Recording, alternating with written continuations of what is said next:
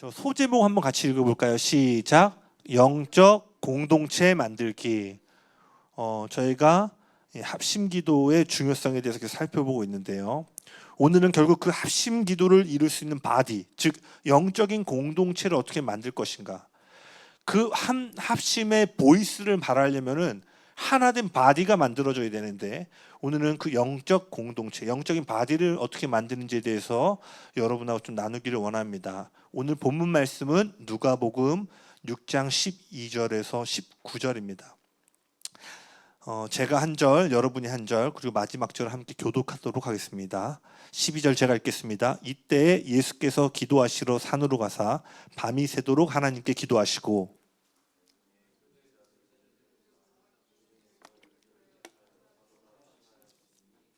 곧 베드로라고도 이름을 주신 시몬과 그의 동생 안드레와 야고보와 요한과 빌립과 바돌로메와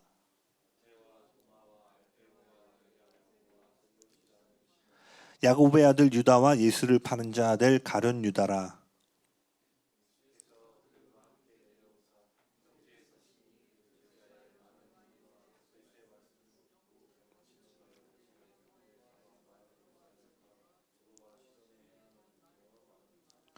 더러운 귀신에게 고난받는 자들도 고침을 받은지라. 같이 읽겠습니다. 온 무리가 예수를 만지려고 힘쓰니 예수께로부터 나와서 모든 사람을 낫게 함이러라. 네, 아멘.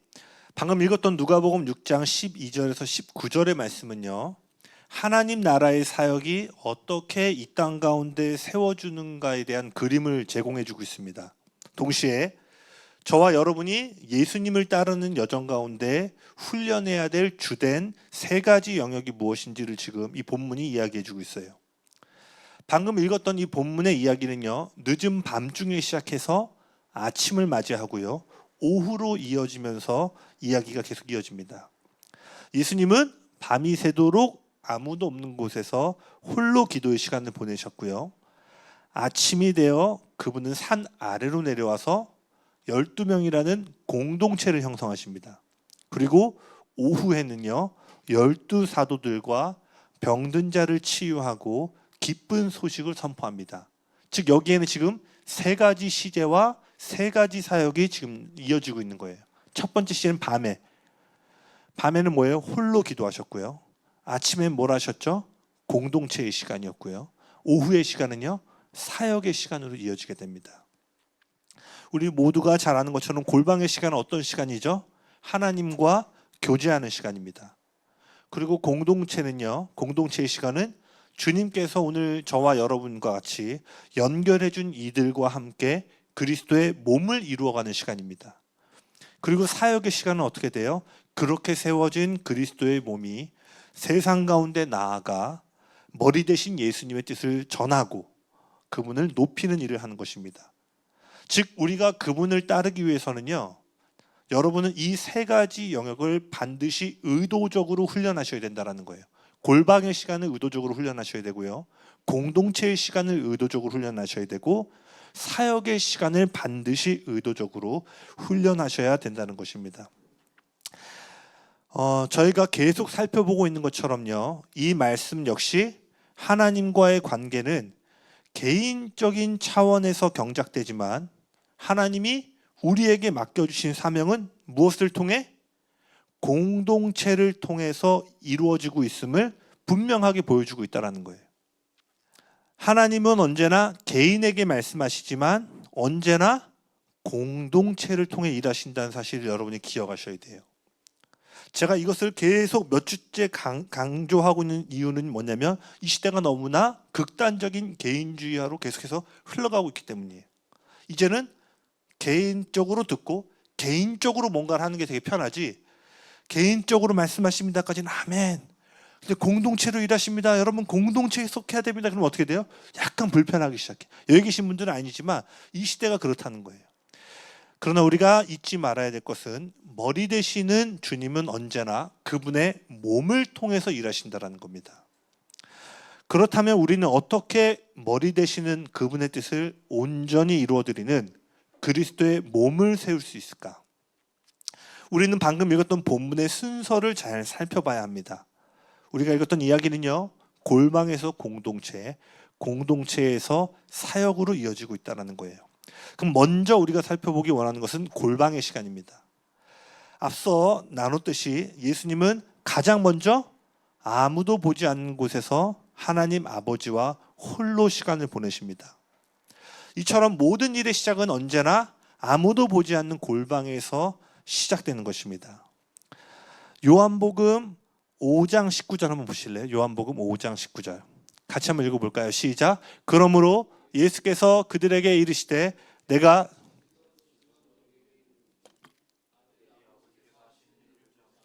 아무것도 스스로 할 수 없나니 아버지께서 행하신 그것을 아들도 그와 같이 행하느니라. 예수님이 말씀하시기를 나는 오직 아버지가 행하시는 것만을 행한다.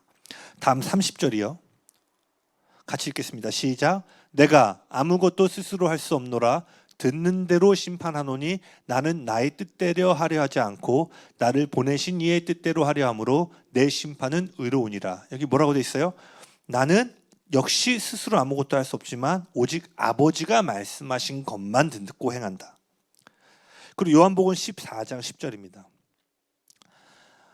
같이 읽겠습니다. 시작. 내가 아버지 안에 거하고 아버지는 내 안에 계신 것을 내가 믿지 아니하느냐? 내가 너희에게 이르는 말은 스스로 하는 것이 아니라 아버지께서 내 안에 계셔서 그의 일을 하시는 것이라. 예수님이 이 세 구절에서 계속 뭘 얘기하냐면 스스로 하는 것이 없다. 나는 오직 아버지가 말하고 행하는 것을 그저 보고 듣고 아버지가 말하는 것만을 대언한다라고 얘기를 하고 있어요. 예수님의 공생의 시작과 마지막 지점에 하늘로부터 동일한 음성이 외쳐집니다. 그게 뭔지 아세요? 바로 이는 내 사랑하는 자요 내 기뻐하는 자라. 예수님이 요단강가에서 세례를 받으실 때 하늘로부터 그 음성이 들렸고요. 변화산에서 예수님의 죽음이 선포되어질 때 다시 한번 하늘로부터 그 죽음을 앞둔 아들을 향해서 이는 내 사랑하는 자요 내 기뻐하는 자라. 그분의 사역의 시작과 끝점에 동일한 아버지가 아들을 향한 사랑의 고백을 아버지가 합니다. 즉 이는 예수님이 골방에서 보낸 시간에 가장 핵심이 되었던 주제가 무엇인지를 보여주고 있는 거예요. 그래서 여러분 예수님은 언제나요 세상 가운데 하나님 아버지를 계시하시기 전에요 먼저 하나님 아버지를 사랑하셨습니다. 다시요. 저와 여러분이 세상 가운데 빛과 소금으로 하나님 아버지를 계시하시기 전에 우리는 먼저 뭘 해야 돼요? 아버지를 사랑하는 자리에 먼저 머물러야 된다는 거예요. 그리고 그러한 사랑의 관계 안에서 우리도 예수님과 같이 하나님 아버지가 행하시고 말씀하시는 것을 보고 들음으로써 세상 가운데 우리 교회의 이름, 나의 어떠한 의와 공로를 나타내는 것이 아니라 뭐예요? 온전히 하나님 아버지를 대표하고 드러내는 자리로 가야 된다는 거예요. 아멘이십니까? 그래서 예수님이 자신의 사역을 어떻게 정의하셨어요? 누구든지 나를 본 자는 아버지를 보았다. 그분이 행하시는 모든 것이 왜? 스스로 한 것이 아무것도 없었기 때문에. 오늘 우리가 가져야 될 것이 뭐예요? 이 골방의 자리에서 그 골방의 시간 홀로 아무도 보지 않는 곳에서 그렇게 아버지와 연결됨으로 우리의 의를 세상 가운데 나타내는 것이 아니라 뭐예요? 세상이 여러분을 보는데 이 교회를 보는데 하나님 아버지를 보는 이 교회의 이름처럼 뭐예요? 하늘을 비춰낼 수 있는 그러한 자리가 골방에서 만들어진다는 거예요. 이처럼 골방은 하나님을 만나고 그분을 알아가는 장소입니다. 골방은요 무엇보다 이는 내 사랑하는 자요 내 기뻐하는 자다라고 부르시는 하나님 아버지의 사랑의 음성을 듣는 자리입니다. 우리 역시 하나님의 사랑 안에서 진정으로 우리 자신이 누구인지 우리의 참된 정체성과 그로 인해서 우리가 감당해야 할 사명이 무엇인지를 발견하게 됩니다. 모든 만들어진 물건은요 그 물건을 디자인한 디자이너를 통해서만 의도와 목적을 분명히 알 수 있죠. 물론 뭐 이러한 단순한 물건이야 디자이너를 만나지 않아도 충분히 우리가 사용하고 할 수 있지만 복잡한 기계라던가 자동차 같은 걸 보면 어떻게 돼요? 설명서나 디자이너를 만나면 훨씬 더 이곳에 숨겨진 기능들과 모든 것들을 온전히 이해할 수 있게 되죠. 이것처럼요 저와 여러분의 인생을 향한 하나님의 완벽한 목적과 계획은요 여러분을 디자인하신 참된 디자이너 즉 하나님을 아버지를 만날 때 발견할 수 있다는 것입니다. 잠언 4장 23절에 이런 말씀이 있습니다. 무릇 지킬 만한 것 중에 내 마음을 지키라. 생명의 근원이 이에서 남이니라. 즉 여러분, 우리는 언제나 우리 안에 만들어진 현실을요, 우리 주변에 재현해낸다는 사실을 기억하셔야 돼요. 지금 여러분 삶 주변에 형성되어 있는 것들은 뭐냐면요, 여러분 안에 형성되어 있는 현실이 외적으로 재현됐다는 거예요. 그래서요, 여러분 저를 따라 한번 고백해 보시겠어요? 하나님은 언제나 나를 통해 일하시기 전에 내 안에서 역사하신다. 하나님은 언제나 우리를 통해 일하시기 전에요, 반드시 우리 안에서 먼저 역사하십니다. 하나님과 단둘이 있는 시간이 중요하다는 것은 아마 누구나 아는 사실일 거예요. 그러나 우리의 고민은 그렇게 중요하다고 말하지만 골방의 시간을 갖는 것이 어렵다라는 거예요. 제가 신앙 상담하면서 결국 가장 많이 받는 신앙 상담이 뭐냐면 10년, 20년 신앙 생활을 해도 기도와 말씀 생활이 쉽지 않다라는 거예요. 1시간 기도가 어렵고요, 1년에 1도 하는 게 어렵습니다. 그러면서 우리 찬양 어떻게 고백해요? 말씀은 내 양식, 기도는 내 호흡. 호흡, 그럼 거의 뭐냐면 지금 거의 걸신 상태로 살아가는 거예요. 거의 안 먹어. 여기까지만 하겠습니다.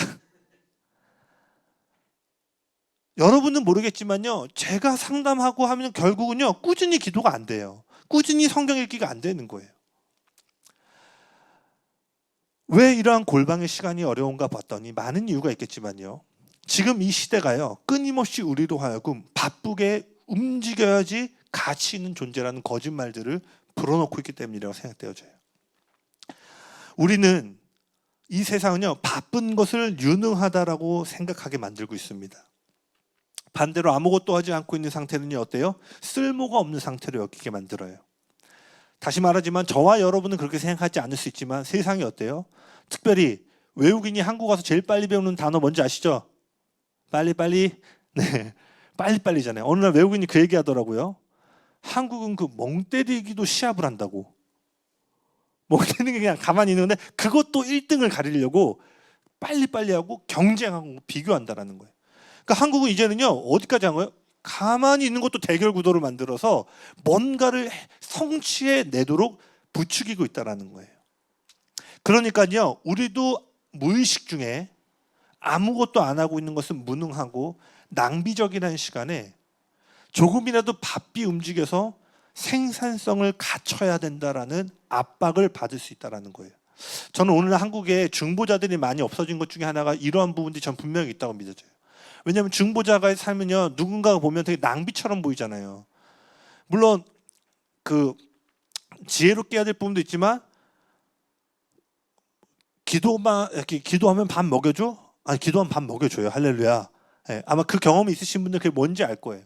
근데 우리는 뭐요? 야, 그건 그거고 움직여야지. 맞아, 움직이는 것도 맞아. 이 균형이 필요한데 어느덧 보니까요, 제가 사역하니까요, 제가 최근에 집사님하고도 그런 얘기를 나눈 것 같은데, 교회의 저력은 앞에 나와서 사역하는 청년들, 젊은이들도 있지만 눈이 오나 비가 오나 교회를 지키며 새벽을 깨웠던 권사님들, 그 흰머리 지긋한 기도의 용사들이 한국 교회를 이끌어 왔구나를 제가 청년 사역 때 오래 하면서 많이 느꼈어요.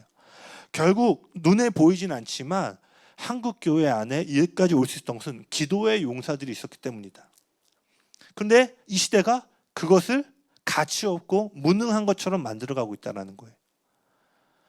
그러니까 하나님과 홀로 독대하는 시간이 중요하지요 라고 말하지만, 설교를 들으면서도 그렇지라고 하지만 정작 내가 그 시간에 들어가면 이러한 외부와 시대적인 압박이 우리의 마음을요, 분주하게 만드는 거예요. 아직 읽지 않은 카톡, 지금 관계가 어려운 사람들, 유난히 골방에만 들어가면 내가 빨리 문을 잠그고 왔나, 가스불을 끄고 왔나, 이런 생각들, 불안한 다음 스텝 등 온갖 잡념들이 생각과 마음을 막 사로잡기 시작하는 거예요. 그러니 우리를 향해 끊임없이 사랑을 고백하시는 하나님 아버지의 음성이 들어설 자리가 없는 거예요. 그런데 여러분 놀라지 마세요.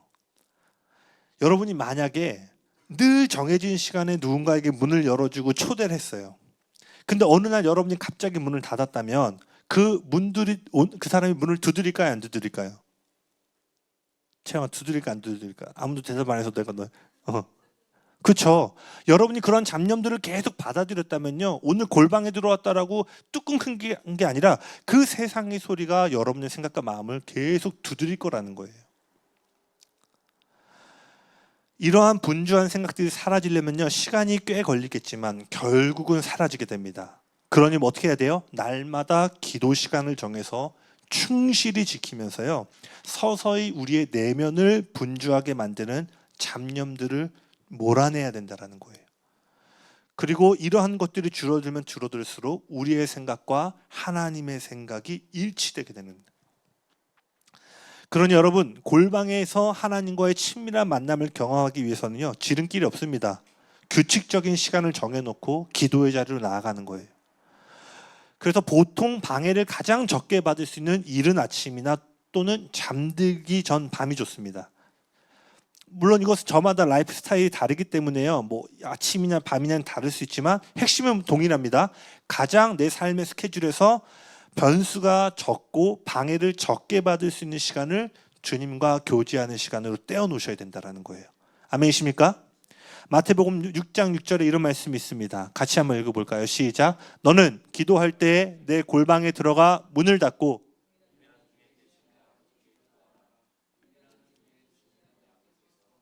아멘. 기도할 시간을 정하면 어떻게 해요? 기도할 장소를 정하셔야 돼요.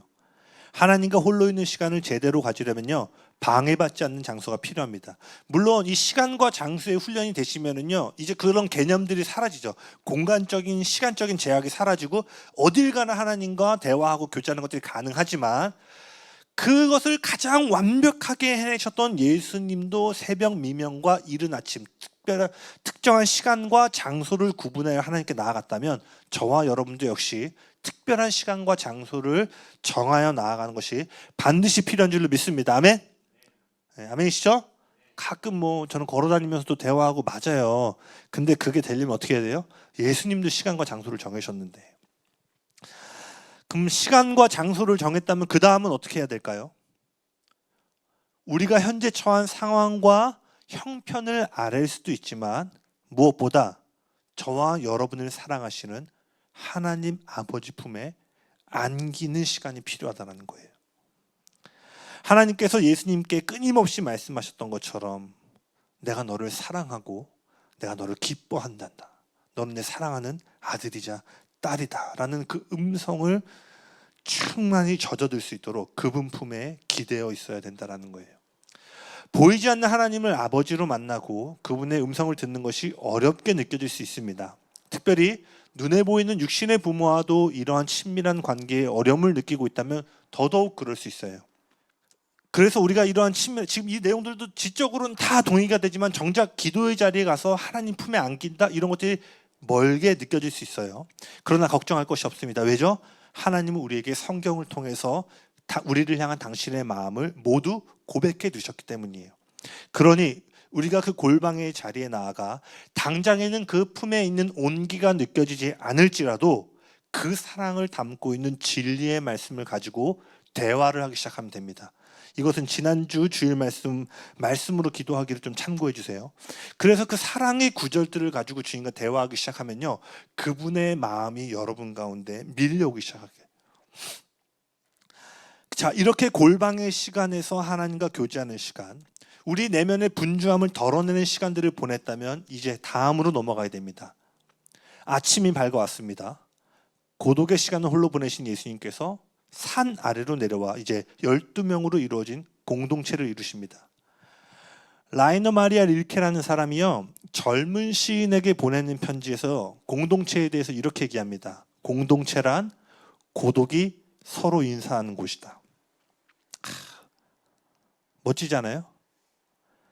공동체란 고독이 서로 만나서 인사하는 장소라는 거예요. 저는 골방이라고 표현했지만 이 릴케는 그것을 고독의 시간으로 표현했습니다.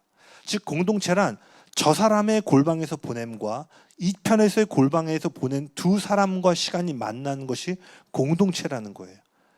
저는 너무나 동의합니다. 이 릴케의 말처럼요, 진정한 고독은요, 우리를 고립시키는 것이 아니라 우리로 하여금 공동체로 향하여 나아가게 만든다는 것이에요.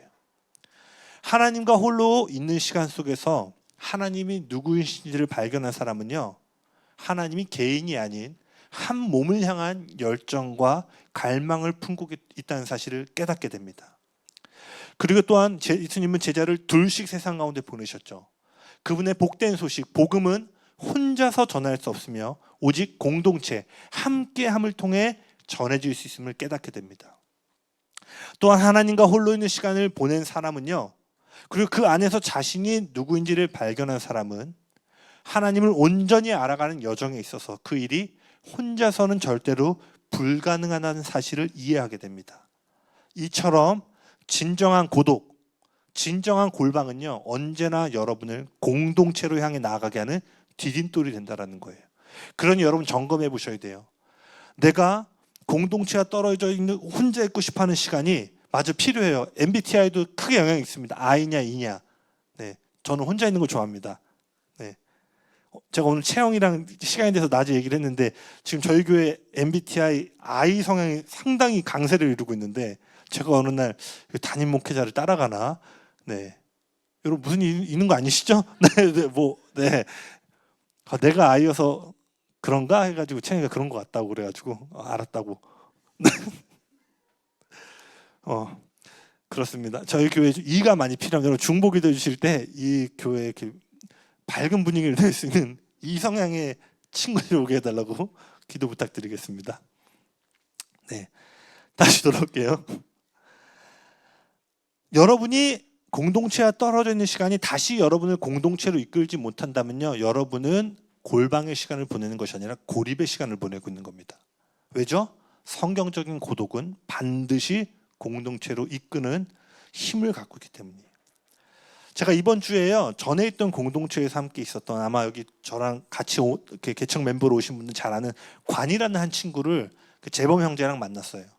셋이 같이 식사를 하고 이제 커피를 마시러 가는 길에 제가 이제 그 관이라는 친구가 운전을 하고 저기 지금 뒤에서 음향 보고 있는 재범 형제가 조수석에 앉고 제가 뒷자리에 앉아서 가고 있는데, 저 재범 형제가 시덥지 않은 농담을 계속하는 거예요.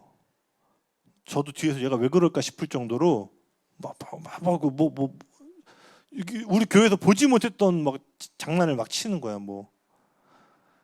그래서 제가 뒤에서 근데 무슨 생각을 했냐면요, 또래 친구가 있으니까 저 친구가 마음이 편해져서 이렇게 자연스럽게 얘기를 하는구나. 늘 40대 형들 30대 이렇게 있다가 저희 처음에 개척했을 때 청년은 저 형제가 유일했거든요. 어느 날은 제가 이제 7개월 동안 가정 예배 드렸는데 어떤 주간은 저 친구 와서 말을 거의 한마디도 안 하고 가는 거예요. 대화 주제가 막 육아, 취업, 이런 건데 청년이니까 그러다 보니까 어느 순간 이제 막 한참 얘기하다 저희끼리도 재범이 괜찮은 거야? 약간 인사치레로 실어증 걸린 거 아니야? 이럴 정도로 어느 날은 막 한마디도 안 하고 돌아가고. 그래서 근데 그 친구를 만나서 셋이 자리에서는 막 농담을 저도 재범이 이렇게 신나면서 이렇게 농담을 많이 했나? 할 정도로 이렇게 막 농담을 하는 거예요. 제가 뭘 얘기하고 싶냐면요, 이전에 저와 재범이가 둘이 있을 때보다 한 친구가 이 관계에 들어와 셋이 되었습니다. 이전에 제가 재범이랑 둘이 있을 때는 이런 표현이 그렇지만 이런 거예요. 제가 재범이의 100을 가지는 거예요. 그러니까 이 둘만 있을 때는 상대방이 서로를 독차지하는 거죠. 맞습니까? 근데 다른 친구가 이 관계에 들어옴으로 제 몫이 줄어들기 시작한 거예요. 전에는 저 사람을 둘이 있을 때 100을 가졌는데 한 친구가 들어옴으로 인해서 50대 50으로 내 몫이 줄어들게 된 거예요. 그런데 아이러니하게 내 몫이 줄었는데 이전보다 더 많은 재범 형제의 모습을 보게 되었다는 거예요. 사람이 더 들어와서 이 사람을 적게 소유하게 된 게 아니라 다른 사람이 들어옴으로 인해서 내가 이전에 발견하지 못했던 저 사람의 더 많은 모습을 소유할 수 있게 되었다는 것입니다. 즉 공동체가 한 개인의 더 많은 모습을 드러내주게 된다는 거예요. 이처럼 한 개인을 알아가는데도 공동체가 만약 필요하다면 여러분, 하나님을 알아가는 데는 얼마나 더 그러겠어요. 오늘 이 시간도 그런 거 아니에요? 여러분이 개인적으로 만나고 경험한 하나님이 있지만 설교자와 앞에서 예배인도 또는 교회가 또 선포하는 하나님의 말씀 안에서 새로운 하나님을 여러분이 맛보실 수 있죠. 이건 뭐예요?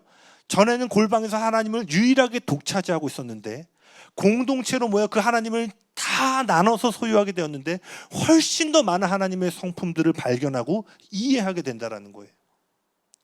그러니 여러분, 홀로 있고 혼자서 하는 것을 편하게 여기는 시대 속에서요, 우리의 신앙마저도 혼자서 해결하려고 하는 것을 편안하게 느껴서는 결코 안 된다는 거예요. 왜냐? 결론적으로 그 사람은 하나님을 더 적게 소유하기 때문입니다. 그러니 하나님을 알아가는 것은 혼자서는 절대로 불가능한 일임을 여러분 명심하셔야 돼요. 저를 따라 고백해 보시겠어요? 하나님을 알아가는 데는 공동체가 반드시 필요하다. 그래서 예수님이 마태복음 18장 20절에 뭐라고 말씀하세요? 두세 사람이 내 이름으로 모인 곳에 나도 그들 중에 함께 있을 것이다. 하나님 언제나 좋은 공동체, 좋은 관계성 안에 자신을 더 많이 나타내시기로 결정하셨다는 거예요. 잘 따라오고 계시죠? 마치 제가 제보 형제가 둘이 있을 때보다 이 좋은 관계성 안에 한 명이 더 들어옴으로 훨씬 더 서로의 존재에 대한 풍성함을 누린 것처럼. 그리고 제가 이 공동체를 이루는 데 있어서요, 많은 것을 다룰 수 있지만요, 제가 아주 중요하게 생각하는 열쇠, 그 저희 교회가 아주 핵심으로 갖고 있는 가치 중에 하나를 좀 나누고 싶은데 그것은 바로 존중입니다. 이것은 다른 이들을 존귀하게 바라보는 태도예요. 공동체는 골방의 자리에서 자신이 하나님께 사랑받는 아들과 딸임을 발견한 자들이 이제 함께 모여 서로를 향해 그 존귀함과 기쁨을 확인해주고 선포해주는 것입니다. 하나님 나라에서 존중, 다른 이들을 존귀하게 보는 것은요, 매우 독특한 위치를 차지하고 있습니다. 그래서요, 누군가를 존중하고 존귀하게 여길 때요, 하늘의 능력이 이 땅 가운데 풀어지게 됩니다. 하나 살펴볼까요? 출애굽기 20장 12절입니다. 같이 한번 읽어볼까요? 시작. 내 부모를 공경하라. 그리하면 내 하나님 여호와가 내게 준 땅에서 내 생명이 길리라. 공경하라를 영어로 보면 언어하다라고 되어 있습니다. 언어. 즉 내 부모를 존중하라. 이 10계명 중에 5번째 계명인데요. 아시는 것처럼 이 계명은요, 땅에 관한 첫 번째 명령입니다. 그 전까지 다 하나님을 향한 거예요. 하늘을 향해서 다른 신을 섬기지 말고 우상을 만들지 말고. 근데 이 땅을 향한 첫 번째 명령이 뭐냐면 너의 부모를 언어하라라고 되어 있어요. 주님께서 우리에게 주어진 하나님의 축복과 은총이 어떻게 증가될 수 있는가를 보여주고 있죠. 뭐예요? 부모를 공경함으로, 존중할 때 뭐예요? 땅에 생명이 풀어진다는 거예요. 존중 안에서요, 하늘의 생명이 연장되는 것이에요. 또 마태복음 10장 41절도 한번 보기 원합니다. 마태복음 10장 41절. 여러분이 이 존중의 이것을 정말 계시로 발견하고 경험을 하면은요, 여러분이 가는 곳마다 존중하게 될 거예요. 같이 읽어볼까요? 시작. 선지자의 이름으로, 의인의 이름으로 의인을 영접하는 자는 의인의 상을 받는 거예요. 여러분, 선지자가 어떤 사람들이죠?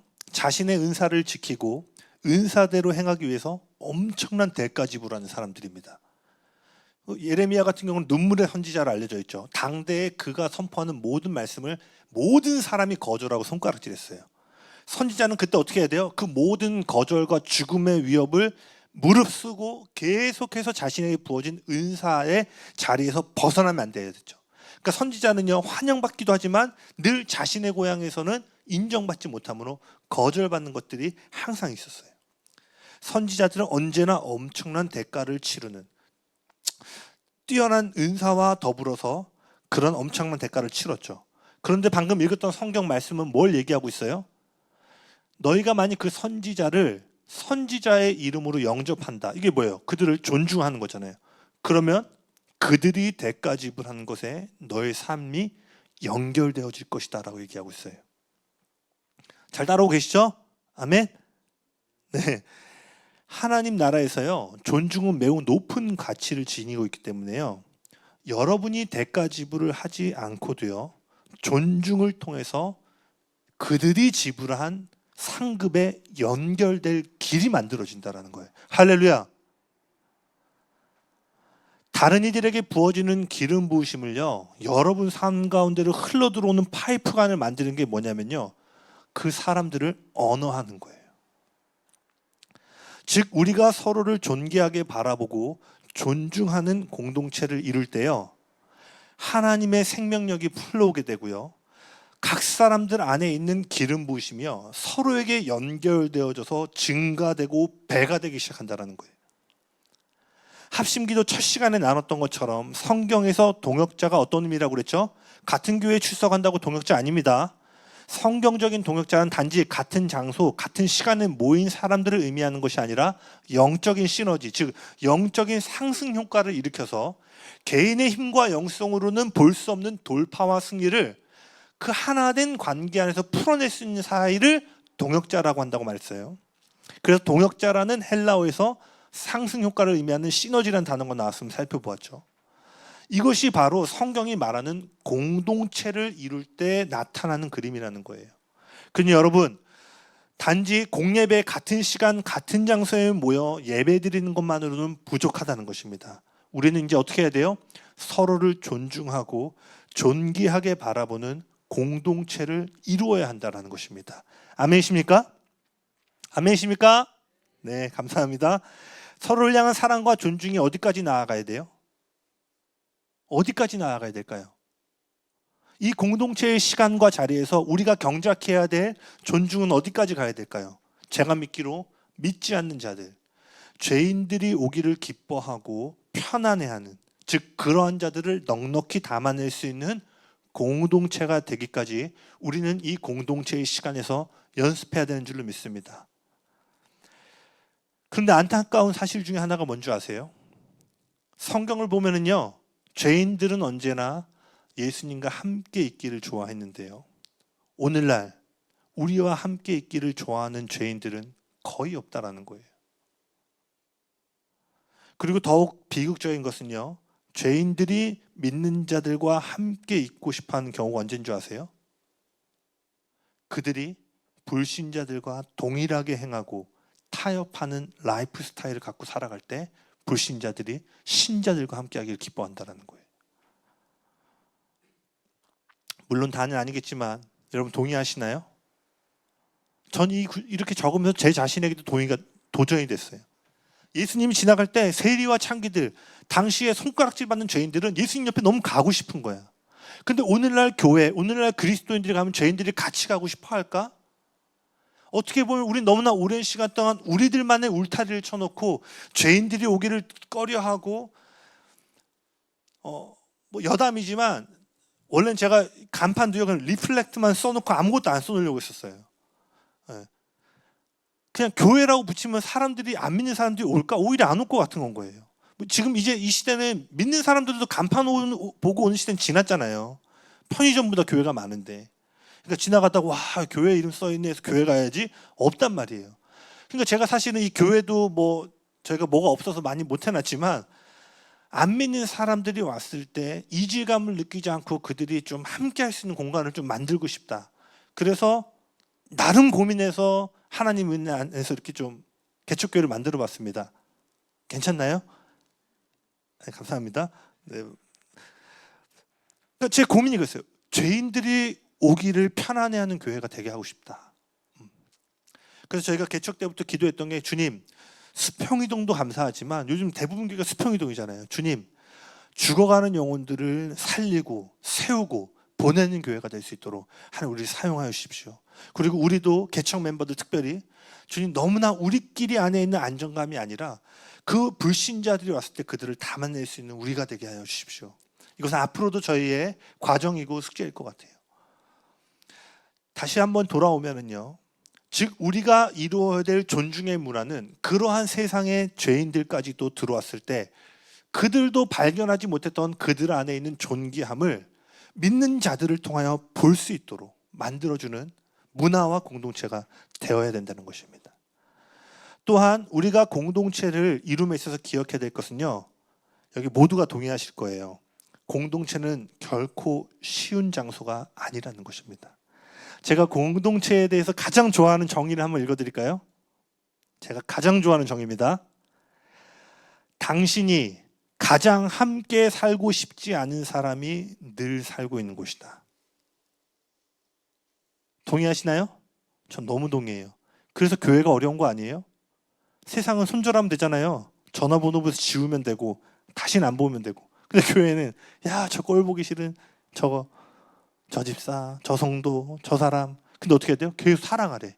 근데 또 막 스몰도 같이 막 소그룹도 같이 배치돼 있어. 그럼 그때부터 이제 막 올라오기 시작하죠. 전 이 그 정의가 제 여정을 돌아보면 정확한 것 같더라고요. 다시 한번 읽어볼게요. 여러분이 이룰 공동체가 어떤 곳인지 말씀드릴게요. 여러분이 가장 함께 살고 싶지 않은 사람이 늘 살고 있는 곳이 교회이고 공동체라는 사실을 기억하셔야 돼요. 그러니 공동체란 서로 사랑하고 항상 잘 지내는 이상적인 장소나 시간이 아니라는 거예요. 지금처럼 조금 사람들이 적고 할 때야 맘 맞는 사람들이 훨씬 많고 하니까 지금은 이상적으로 느껴질 수 있지만요, 언젠가 반드시 여러분과 절대로 결이 맞지 않는 불편한 사람들이 하나 둘 이웃 가운데 오게 된다는 거예요. 그 말은 뭐예요? 저편에서도 여러분을 불편해 한다는 거예요. 우리만 불편하는 게 아니에요. 그러니 여러분, 그러한 공동체가 진정한 합심 기도를 드리는 공동체가 되기 위해서는요, 반드시 첫 번째 뭐예요? 고독의 시간, 골방의 시간 속에서 자신의 참된 정체성을 먼저 발견해야 됩니다. 왜냐하면요, 언제나 자신이 얼마나 사랑받는지를 아는 사람만이요, 다른 이들을 품고 사랑할 수 있기 때문이에요. 그래서 이렇게 이루어진 하나의 바디가 이제 뭐예요? 오후의 시간, 사역의 시간으로 넘어가야 되는 거예요. 제가 사역을 해보니까요, 이 바디가 안 만들어졌는데 사역을 하니까 일이 나기 시작하더라고요. 영적인 탈진이 오게 되고요, 뭐 돌파하고 뭐 잘 될 때는 서로 사랑하자 했다가 한번 관계 틀어져서 제일 무서운 마귀 아시죠? 섭섭마귀. 섭섭마귀 한번 딱 틈타면 그때부터는 뭐 저 새끼 이 새끼 막 나오는 거예요. 저만 그런 거죠. 저도 뭐 이 새끼 저 새끼 아니었지만 뭐 죽일 놈, 뭐 저놈 내가 어떻게 했는데, 막 이제 그때부터 내가 어떻게 했는데가 나오는 거예요. 내가 어떻게 했는데, 내가 너한테 어떻게 했는데. 그게 뭐야? 막 공로와 자기 의가 나오기 시작해. 그래서 섭섭마귀가 무서워요. 그래서 옛날에 어떤 유명하신 목사님이 뭐 농담 삼아 얘기한 거지만 거기 모이신 분들, 목회자들 세미나에서 이렇게 얘기했대요. 새벽기도 하지 말라고.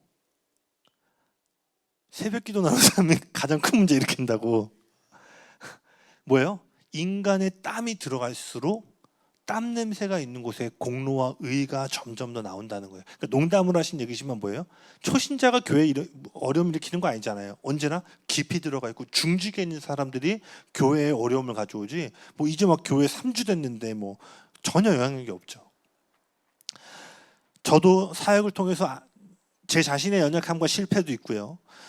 제가 어쨌든 한 20년 좀 안 되게 사역하면서 느낀 게, 이 하나의 몸을 만들지 않은 채, 그러니까 아젠다로 생긴 몸 말고 서로의 존귀함을 바라보고 확인해주고 축하해줄 수 있는 바디가 안 만들어져 있는데, 오후의 시간으로 넘어가서 사역을 하기 시작하면요, 뭐가 깨지기 시작하면 접착제가 떨어지기 시작하는 거예요. 그럼 어떻게 되냐면요, 사역은 돼요. 돌파도 일어나요. 근데 관계가 헐기 시작하는 거예요. 그럼 어떻게 되냐면요, 그곳에서 돌파를 이룬 사람들은 계속 갈 수 있지만요, 그곳에서 소외된 사람들은 조금씩 상처와 아픔을 갖고 그 몸에서 떨어져 나가게 된다는 거예요. 그러니 여러분, 예수님께서 가지셨던 오후의 시간으로 나아가기 전에 우리는 뭐예요? 제가 볼 때 지금 저희 개척교회 이 시간이 바로 이제 이 몸을 이루는 시간이라고 믿습니다. 아멘. 제가 한 3주 차인가요? 그때 감동받은 것처럼 가정교회에서의 시간은 하나님과 우리의 첫째 계명을 경작하는 시간이었다면, 이 성전에서의 시간은 그 공동체를 위해서 서로 기도하는 시간이다. 그래서 여러분, 연말까지 무엇보다 우리 개인 기도를 넘어서 서로를 위해 기도하는 그 일들이 계속 이어지길 예수님이 축복합니다. 건반이랑 좀 나와주시겠어요? 오후의 시간이 이르러 이제 새롭게 세워진 공동체가 사역의 자리로 나아가듯이요, 사랑의 공동체는 반드시 여러분 사역의 자리로 나가야 합니다. 여러분, 저를 따라 고백해 보시겠어요? 사역하지 않는 그리스도인은 성경에 없다. 여러분, 성경에 없어요. 여러분 반드시 교회에 속하시고 사역하셔야 돼요. 사역이라는 게 뭐 공식적인 그런 것만을 의미하는 게 아니에요.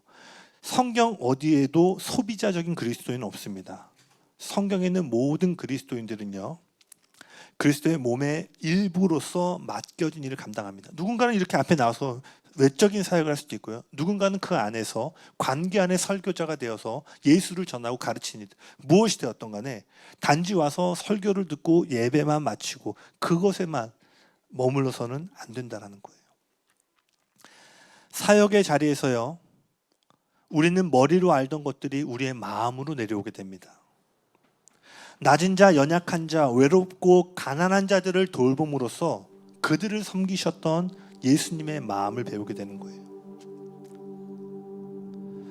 우리가 저들을 위해 사역하고 우리의 시간과 재정을 내어주는 것 같지만요, 사실 그 사역을 통해 우리는 예수님에 대한 더 많은 것들을 받고 배우게 됩니다. 물론 우리는 사역을 위해서 일하지 않지만요, 우리 안에 역사하신, 저와 여러분 안에 역사하신 하나님의 사랑이 세상 가운데 나타나기 위해서는요, 반드시 사역을 해야 됩니다. 세상은 우리 안에 있는 사랑을 볼 수 없기 때문이에요. 세상은 언제나 그들을 섬기는 손과 발을 통해서 예수님의 사랑을 보고 느낄 수 있기 때문입니다. 우리 안에 경험되어지는 하나님과의 개인적인 또는 공동체적인 친밀함은 활발한 사역과 연결되어져야 된다는 사실을 기억하셔야 돼요.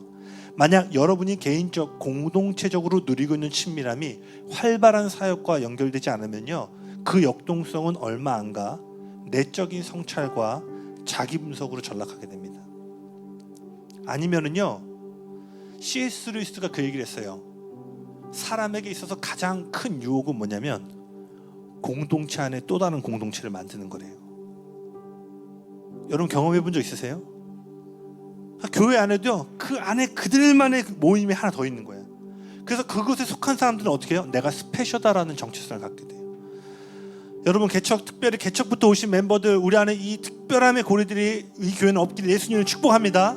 아멘. 네, 저는 C.S. 루이스의 말에 동일해요. 공동체 안에 또 다른 공동체를 만들고 싶은 게 사람 안에 있는 가장 큰 욕망이라는 거예요. 그러니 활발한 사역과 연결되지 않으면요, 그 친밀함은 자기 자신만을 돌아보든 아니면 공동체 안에 또 다른 공동체 안에서만 자신의 정체성을 발견하는 이러한 모습으로 전락하게 된다는 거예요. 고인물이 썩듯이요, 흘러가지 않는 사랑은 얼마 안 가 악취를 내기 마련입니다. 그리스도 안에서 이루어지는 우리의 개인적 공동체적 삶과 그분의 이름으로 행하는 사역은요, 마치 십자가의 가로와 세로 기둥처럼 한 몸임을 기억하셔야 돼요. 그러니 영적으로 친밀한 삶, 영적으로 친밀한 공동체는 사역과 한 몸을 이루어야 함을 반드시 기억하시길 바랍니다.